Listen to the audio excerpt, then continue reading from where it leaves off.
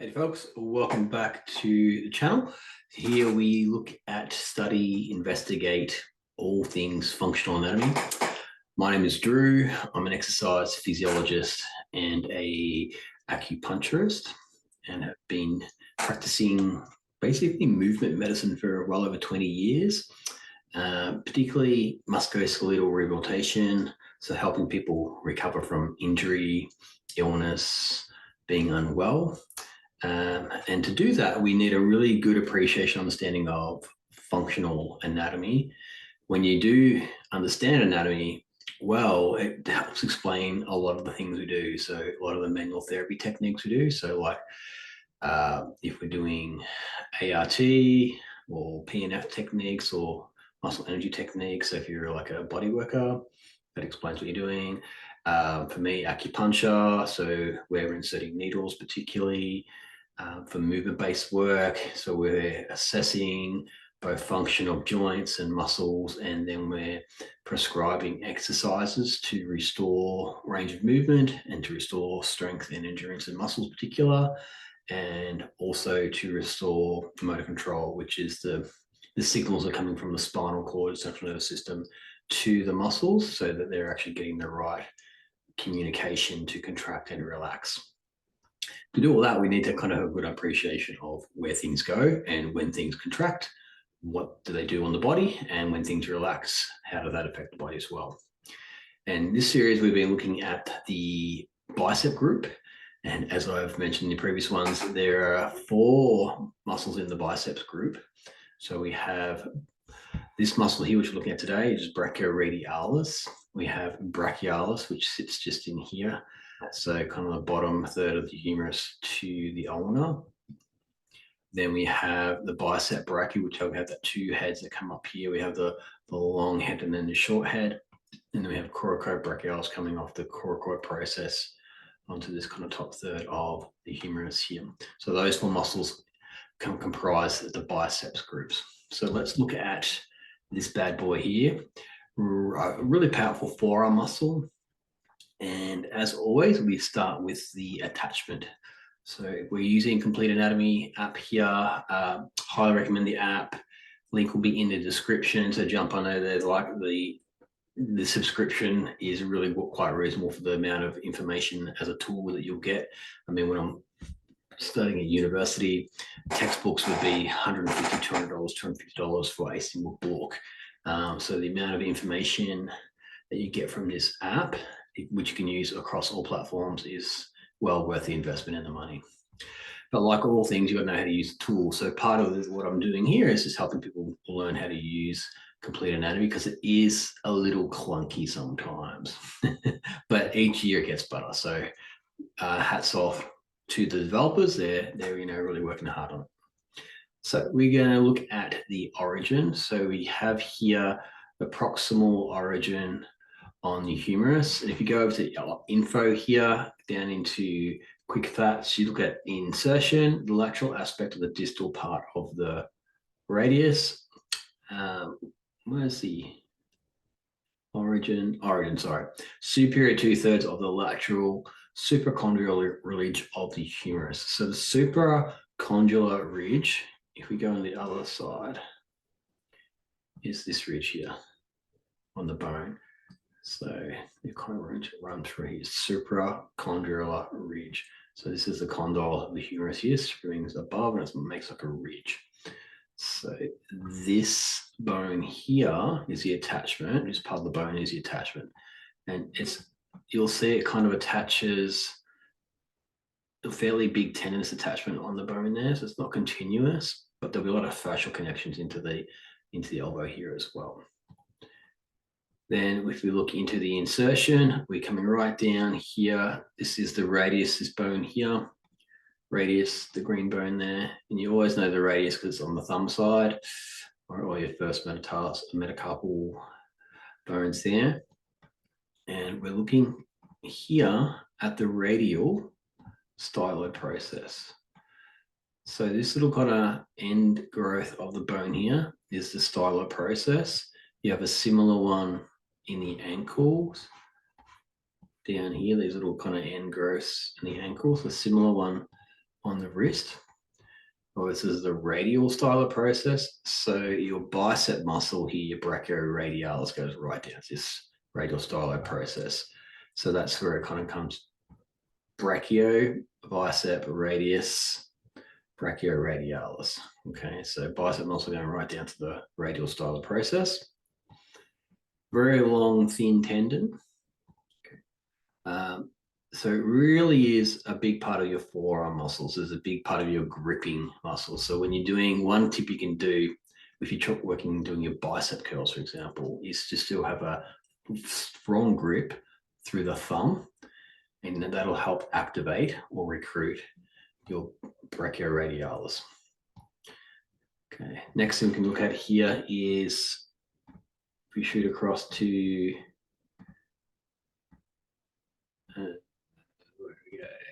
exercises. No, hasn't got it on this one. Let's look at the nerve supply, but it's not showing there. Unless I missed it. Cross section, parts, surfaces, landmarks. Let's go back to the landmarks. If you go to landmarks here,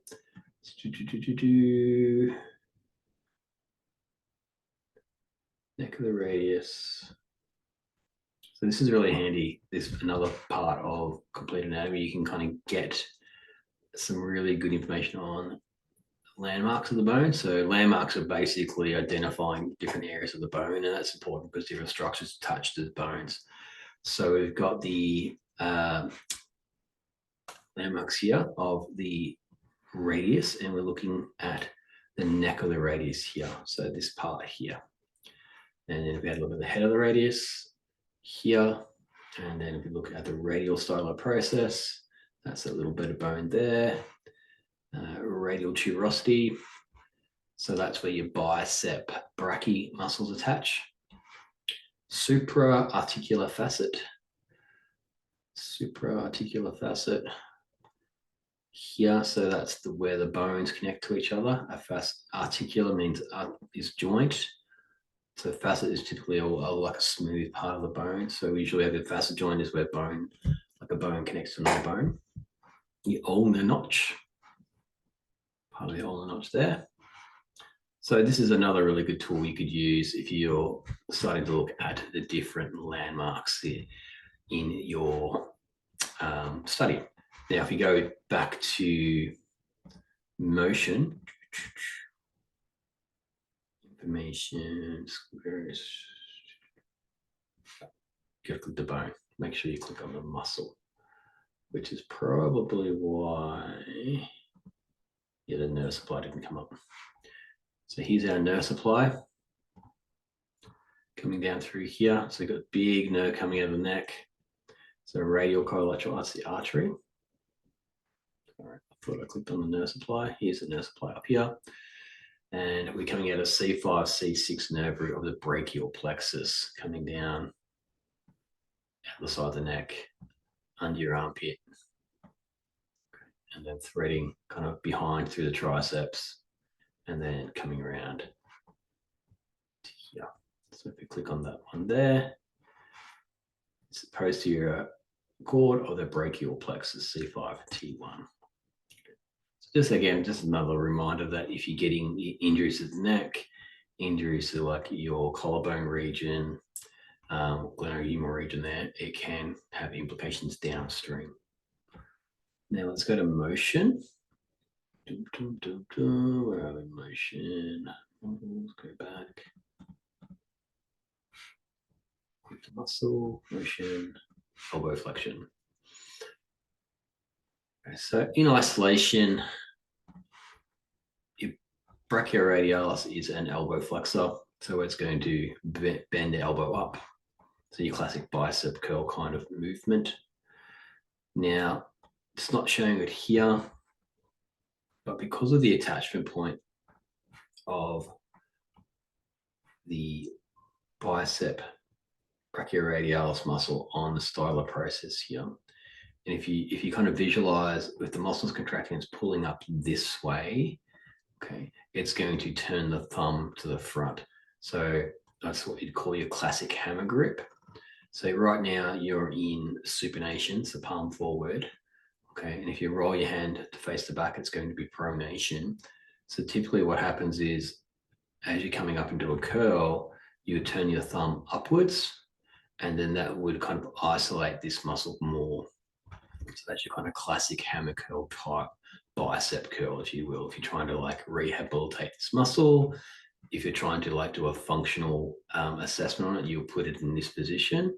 Okay, and then turn the thumb up, and then do a reason. So you push down on the hand here, and that would isolate potentially this muscle here, and so you'll get a positive or a negative kind of a result in a manual muscle test per se. You could also do it in the end range position, so down here as well.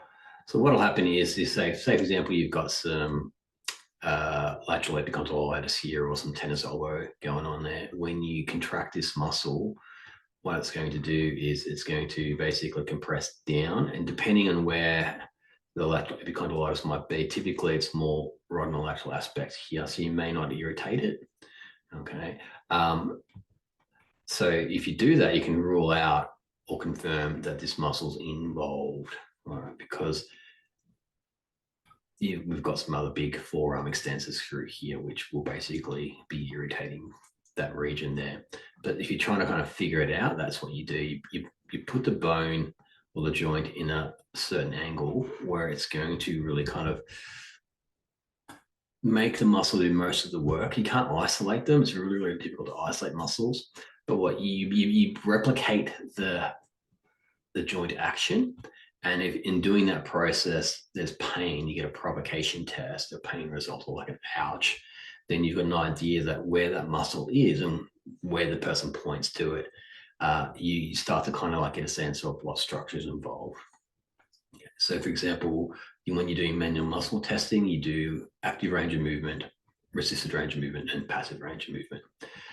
So what that means is that active range is the person would do it on their own. So they'd curl up and down on their own. So they'd use all their biceps here to make that movement happen.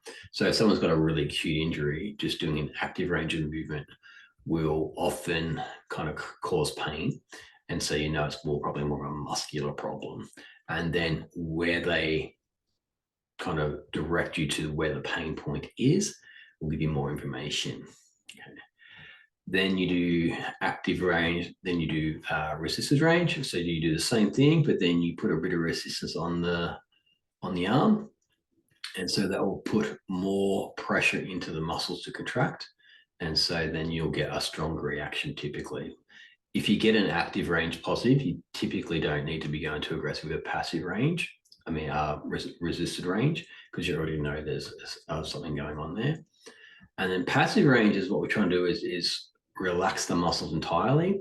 And then we take the arm or the joint through its full range with no muscular contraction. And so there we're actually then testing the actual joint itself. So the bony structure, the ligaments, and the joint capsule, and any cartilage within that area. And as you take it through full range, typically when you get close to the end range, when the bones are closing together and things are getting compressed, or when you take it to the end range all the way where the ligaments are getting stretched or put on stretch, then you'll get a provocation test as well. And that gives you information whether it's muscular or whether it's joint or whether it's tendinous, just by being able to go through active, passive, and resisted range of movement. The problem with that is, it sounds great in theory, and when you go through your training, you kind of get taught to do that. It's a great process to run your mind through. But if you're trying to assess, for example, the shoulder, there are 17 muscles across the shoulder. So that would mean you would have to do 17 active range, resisted range, passive range tests on the whole shoulder, which you can do, but it's very difficult to isolate for like the rotator cuff muscles. It's very difficult to kind of isolate some of the bicep muscles, and it's very time intensive and laborious. And often what you're doing is you're looking for pattern recognition, particularly because even though we're all very unique and different in our own ways, we're also very much the same. And then after a while, injuries will present in certain patterns. And it's kind of the 80-20 principle here. Once you start seeing the patterns, then your ability to kind of like fast track and go straight to where the problem is is really, really helpful. And then you use your assessment skills to kind of confirm or rule out the obvious stuff first before you kind of like, spend 45 minutes assessing every individual muscle and structure, because sometimes you do need to do that though, but otherwise you can kind of fast track it. So for example, if we go back to our tennis elbow condition here, if we then get a good history of somebody, like taking good history is probably at least 50% of what we do. Tradie, electrician, overhead on tools, manually doing a lot of tool work. Okay, overhead. So overhead means the neck's going to be an extension. So those nerves that are coming out of the base of the neck could be compromised. The brachial plexus could get compromised. So it could be a nerve issue coming down through here. Also, we know that this rope movement here just is turning in and out, which is exactly what I was talking about doing hammer curl. So you go from pronation, supination. So you're going to be using this muscle here a lot, repetitively in awkward positions. And so that can create an issue there. So you kind of already know straight away, okay, pain on the elbow refers down the forearm. Okay, work role is tradie, electrician, lots of overhead work in awkward positions, potentially coming from the neck. Okay, also, the main pain is in the elbow. So you need to basically address both. Okay, if you don't address both for that type of role, you might be able to get symptomatic relief on the elbow, but kind of miss out on the actual driver of the problem. Okay, or if you're lucky, it's just, the muscles are tight and you develop some hypertonicity, some kind of trigger points. The muscles are just restricted because there's no stretching doing. It's the repetitive work. Muscles adapt to the forces that you put into them and they're in positions you do them in. And so you might just respond to some good myofascial release work, some trigger point work, and then some gentle exercise as well, just to kind of restore that kind of length.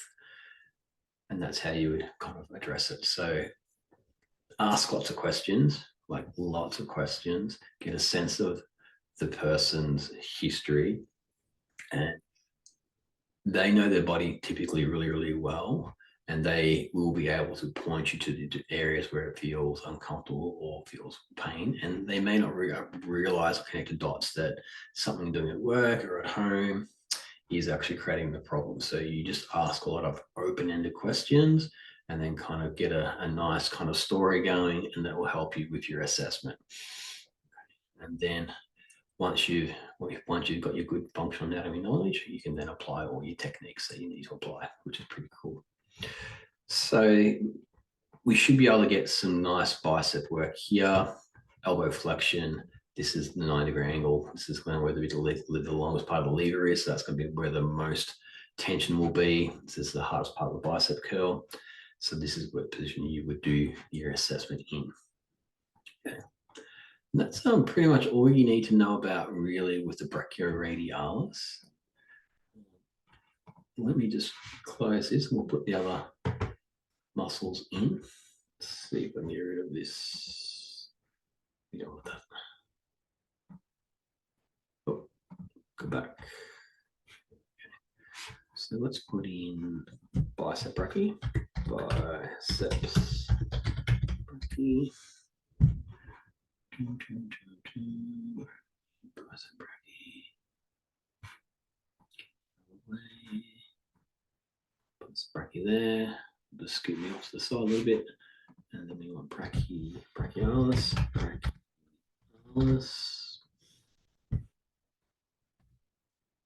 Where are you?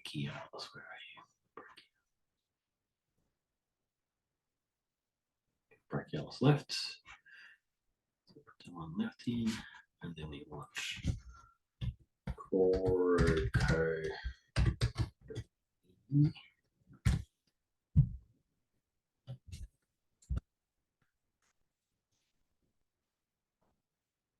Oh, wrong one. Do corocobrachilais left. Okay. Let's see back out. So here we have your 4 bicep muscles.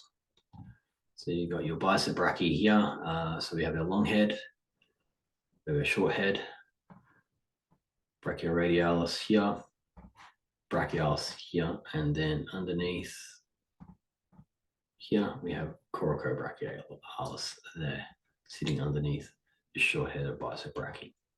So those four muscles comprise your bicep group, and their primary job is elbow flexion, so bringing the hand up towards the shoulder, and supination and shoulder flexion. So they're the three core movements. So bending the elbow, lifting the elbow up, shoulder flexion, or reaching movement to the front, so shoulder flexion. And then we also have supination movement, particularly through the brachioradialis and the bicep brachii. Two movements there. All right. Don't forget our brachial plexus. These nerves come out through here. So if I put in the trapezius muscles,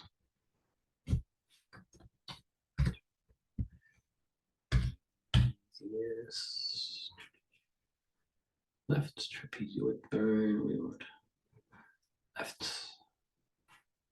Okay, put in the trapezius bone muscle there, and then scalenes.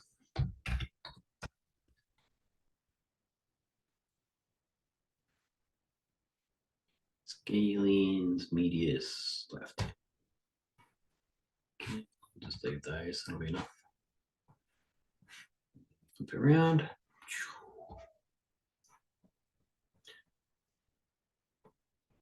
can see the scalenes sit just posterior to the brachial plexus. So if you get that tight neck, tight traps, that can compress down. And also just to kind of keep in mind with the scalenes here is that it attaches onto the first rib. So if this muscle gets tight, it pulls the first rib up. And if the first rib gets elevated up, it closes the space down in through here. So you can get some impingement of the brachial plexus coming out from underneath the axilla, the armpit. This is why the armpit's a really sensitive area, because you've got some big nerves coming out that supply the arm. So one thing I see people don't do enough of is a really robust neck and shoulder mobility, flexibility, and strength program, particularly considering the amount of work we do in a seated position, lots of desk work, computer work, mobile devices, driving, very sedentary. And just sedentary postures just really, really kind of contribute to these muscles developing and becoming quite hypertonic, like very, very stiff. So I really recommend in your kind of your health program that you develop a regular stretching mobility routine for your neck and shoulders. Now, if you're doing weight training, if you do weight training correctly, particularly like mobility weight training, where you're taking all your movements through full range with good control, you don't necessarily do a little stretching because the weights are doing a lot of stretching, but I'd like to do lots of stretching, lots of mobility work through the neck. Highly recommend it. So if you're not quite sure what to do, yoga as a system, like a good yoga asana sequence, will just naturally stretch out all these areas. Pilates, I'm a huge fan of. I've been teaching clinical Pilates for 20 years. If you do clinical Pilates correctly, it basically will resolve most of these issues for you, because clinical Pilates is very functionally orientated, particularly if it's taught well. Same with yoga. If yoga is taught correctly, the way it was classically kind of taught one-to-one, not in these huge group classes, a good yoga asana practice is amazing for the spine.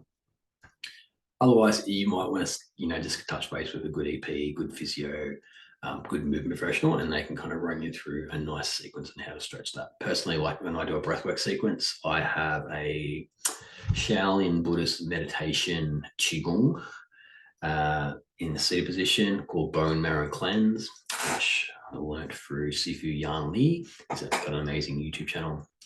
And it's a sequence that it takes about 20 minutes to go through, and you pretty much stretch the entire neck, shoulders, rotator complex. And so for me, who does a lot of work at a desk, at a computer, it just ticks a lot of boxes. I'm doing my breath work, mindfulness meditation, and I'm doing more mobility and neck stretching and strengthening, lots of isometric contractions, really good for PNS, so reciprocal inhibition. So when you do, for example, lateral flexion and you resist it, okay, on so this side, and if you resist it with your head pushing back, then relax, it's going to open up all those scalenes, and so freeze the neck up. So something like that, highly recommend you do. Plenty of stuff out there on the internet, and as I get through teaching the functional anatomy piece, then I'll start to, if people want it, show different sequences, mobility drills, different kind of strength exercises that I use with myself and a lot of my clients to keep their bodies really tip-top shape and just moving really well. Okay, so I hope you're having a great day wherever you are, or evening. One favor to ask, please leave a like, share, and comments. Love it when I get in comments in the channel. I'm always happy to answer them. And we'll be moving on next to the antagonist muscle group of the biceps, which will be the triceps. So 3 big muscles for us to look at in the tricep group. So wherever you are, have an awesome rest of your day or evening, and we'll see you next time.